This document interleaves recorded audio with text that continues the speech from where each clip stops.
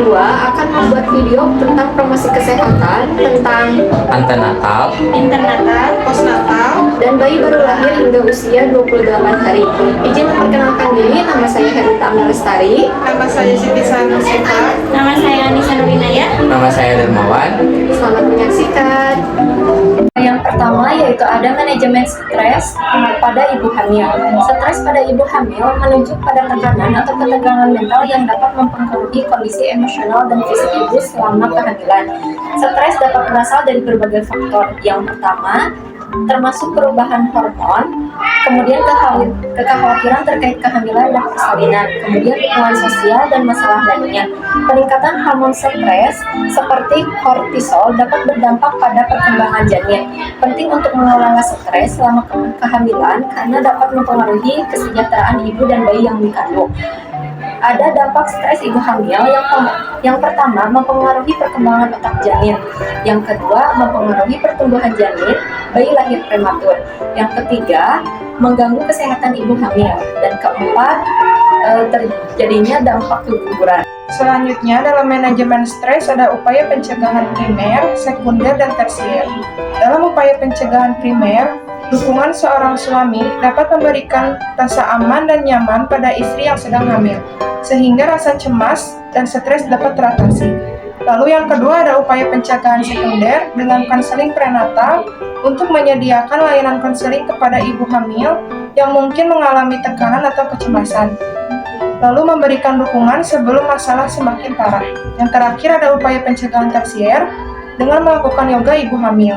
Selain mengurangi dan menghilangkan rasa stres, yoga dapat mengurangi rasa sakit punggung dan memelihara kesehatan baik untuk sang ibu maupun sang bayi. Selamat pagi, Sus. Selamat pagi Ibu Bapak, silakan duduk.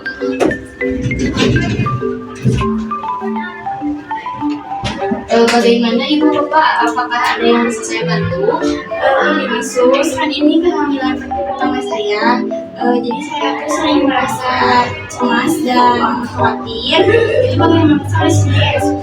Baik Ibu di kehamilan pertama ini, Ibu jangan merasa cemas dan khawatir. Untuk mengatasi rasa cemas dan khawatir Ibu harus diberikan dukungan oleh suami.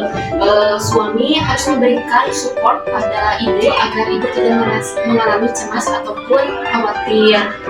Bagaimana Bapak? Apakah Bapak paham? Baik Ibu, saya akan memberikan perhatian lebih dan dukungan pada istri saya agar tidak mengalami kecemasan. Iya Bapak, selain itu pun Ibu di selang-selang waktu saat kekosongan di rumah mungkin Ibu bisa melakukan yoga untuk mengatasi kecemasan dan kekhawatirannya.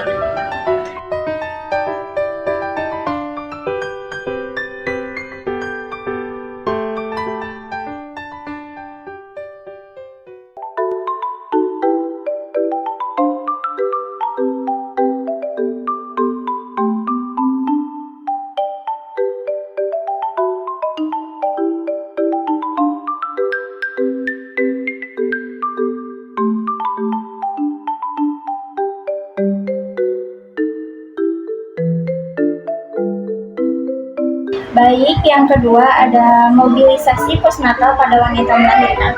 Mobilisasi postnatal adalah suatu proses pemulihan dan adaptasi tubuh setelah melahirkan. Ini mencakup serangkaian aktivitas fisik, perawatan luka, dan penyesuaian dengan perubahan fisik yang terjadi pasca melahirkan. Tujuannya adalah membantu ibu pulih secara optimal dan kembali ke aktivitas sehari-hari dengan aman. Mobilisasi postnatal terdapat upaya pencegahan primer, yaitu yang pertama memberikan pendidikan prenatal, yaitu memberikan informasi kepada ibu hamil tentang pentingnya aktivitas fisik selama kehamilan dan pentingnya merencanakan mobilisasi postnatal.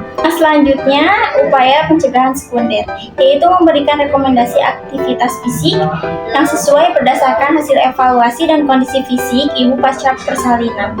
Yang selanjutnya yaitu upaya pencegahan tersier. Setelah Setelah melahirkan, ibu melakukan perawatan khususnya untuk mencegah gangguan mobilitas fisik postnatal.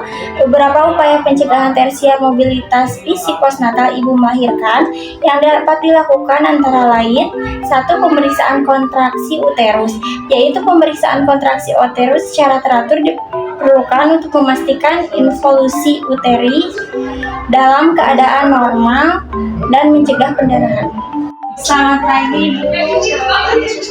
Perkenalkan, saya perawat Anissa. Saya di sini akan melakukan pemeriksaan perkembangan penurunan uterus ibu untuk mengetahui apakah uterus ibu sudah mengalami penurunan atau tidak. Baik ya, Ibu. Baik Ibu, untuk hasilnya uterus ibu tidak mengalami penurunan karena ada beberapa faktor. Salah satunya ibu kurang dari sisi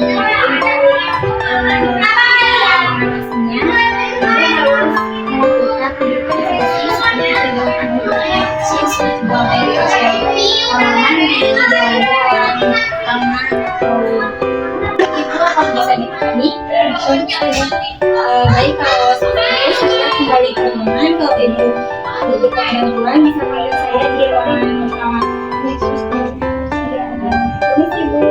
Baik, yang ketiga yaitu perawatan payudara pada ibu setelah melahirkan, yaitu meliputi breast care, pijat oksitoksin, dan marmet. Mari kita tinjau upaya pencegahan primer, sekunder, dan tersier dalam perawatan payudara atau breast care yang melibatkan praktek seperti pijat oksitoksin dan metode meremas atau marmet pada ibu melahirkan. Pengertian breast care.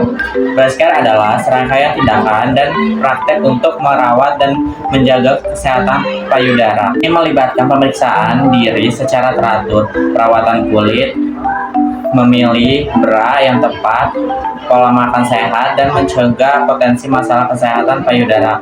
Tujuan utamanya adalah untuk mendukung kesehatan payudara serta mendeteksi dini dan mencegah masalah kesehatan payudara termasuk kanker payudara. 1. Pencegahan primer adalah upaya untuk mencegah masalah kesehatan payudara sejak awal sebelum munculnya gejala atau masalah konkret. Contohnya seperti memberikan penyuluhan mengenai kebersihan payudara. Yang kedua yaitu pencegahan sekunder, yaitu upaya untuk mendeteksi dan mengatasi masalah kesehatan payudara pada tahap awal setelah melahirkan, tetapi sebelum gejala yang parah berkembang. Contohnya meliputi yang pertama yaitu pemantauan rutin dan evaluasi payudara untuk mendeteksi dini potensi masalah seperti mastitis atau luka puting. Yang kedua yaitu edukasi tentang tanda-tanda dan gejala penyakit payudara yang perlu diperhatikan. Yang ketiga yaitu dukungan pada ibu untuk mengatasi masalah menyusui seperti engorgement atau kesulitan menyusui. 3. Pencegahan tersier, yaitu upaya untuk mengurangi dampak dan komplikasi masalah kesehatan payudara yang sudah ada setelah melahirkan, yaitu dengan memberikan dukungan dan informasi kepada ibu yang mengalami masalah payudara seperti abses atau infeksi yang perlu melakukan perawatan khusus. Yang kedua, pemulihan dan rehabilitas pasca prosedur operasi payudara. Yang ketiga, konseling dan dukungan emosional bagi ibu yang mengalami masalah payudara untuk meningkatkan kualitas hidup. Selamat siang Ibu, bagaimana untuk hari ini apakah pengeluaran keluar? Baik Ibu, mungkin nanti saya akan melakukan care atau cara pemilihan untuk membantu mengeluarkan Ibu. Baik Ibu, di sini saya akan melakukan care. Yang pertama Ibu buka dulu bajunya Ibu, kemudian saya bantu. Kemudian gunakan handuk.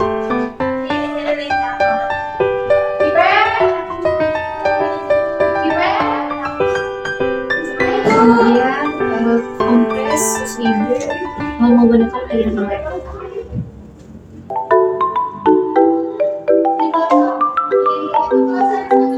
Tunggu sampai 1 menit. Kemudian kompres susu ibu menggunakan air timbang.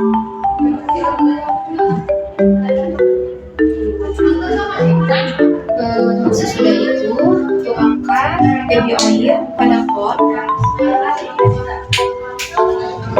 kemudian berikan kapas untuk membersihkan puting ibu.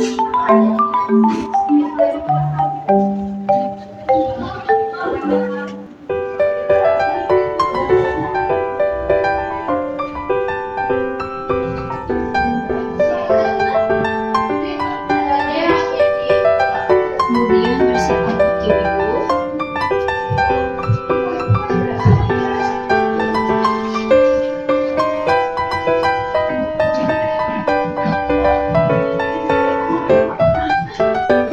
Pertama, pakai baby oil pada tangan.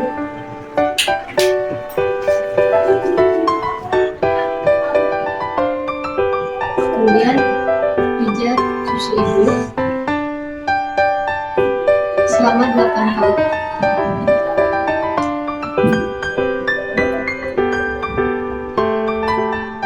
Kemudian pijat suku ibu menggunakan buku-buku jari.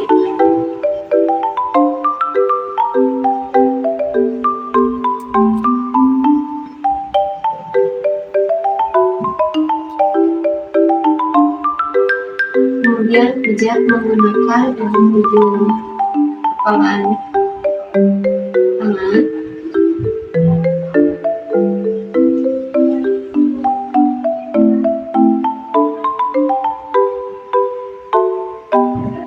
Kemudian yang terakhir pijat atas samping bawah.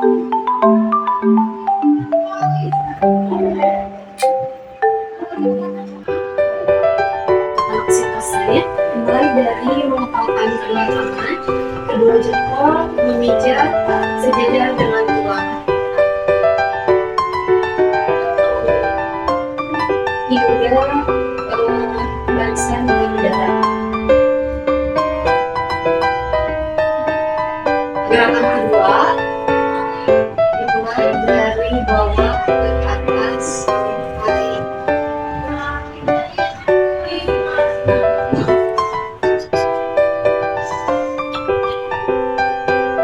Yang keempat yaitu nutrisi pada bayi baru lahir sampai usia 28 hari.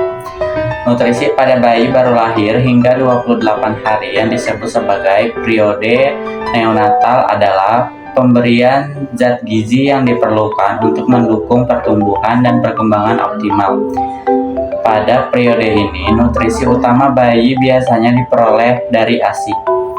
Upaya pencegahan primer, yaitu asupan gizi, memastikan bayi mendapatkan asupan gizi yang cukup termasuk ASI eksklusif selama 6 bulan pertama kehidupan. Yang kedua yaitu pencegahan sekunder, yaitu pemberian nutrisi tambahan. Memberikan nutrisi tambahan jika diperlukan seperti vitamin dan zat gizi lainnya. Yang ketiga yaitu upaya pencegahan tersier, yaitu memberikan pendidikan kesehatan kepada orang tua atau pengasuh bayi tentang tanda-tanda bahaya kurangnya nutrisi pada bayi. Di sini saya akan memberikan edukasi tentang nutrisi yang baik untuk bayi yang harus dikonsumsi. Contohnya seperti asam folat, vitamin D, vitamin C, vitamin K.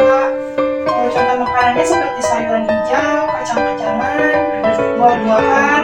Lalu ada pemberian nutrisi tambahan seperti kalsium atau fosfor. Contoh makanannya seperti susu sapi, yogurt, dan keju. Jika ibu melalaikan dalam pemberian nutrisi kepada bayi ibu, mungkin dampaknya akan terjadi gangguan pertumbuhan dan perkembangan pada bayi ibu, lalu penurunan ketahanan pada bayi ibu. Baik ibu, apakah bisa diterapkan dalam kehidupan sehari-hari ibu? Baik, Sus, bisa nanti saya terapkan. Baik, cukup sekian video promosi kesehatan dari kelompok 2. Wassalamualaikum warahmatullahi wabarakatuh.